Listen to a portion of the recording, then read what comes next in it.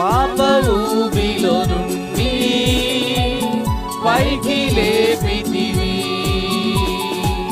మరణ ఛాయను తొలగించి కరుణ చూపితివి. నీ వైపే చూస్తూ నీతోనే నడుస్తూ నీ వెనకే చేరేదా యేసు. నీ వైపే చూస్తూ నీతోనే నడుస్తూ నీ వెనకే చేరేదా యేసు. నీవే నా రక్షణ, నీవే నా స్వస్థత, నీవే నా విడుదల. నీవే నా రక్షణ, నీవే నా స్వస్థత, నీవే నా విడుదల. స్తుతికి పాత్రుడా యేసయ్యా, నా స్వాస్థ్య భాగము నీవయ్యా.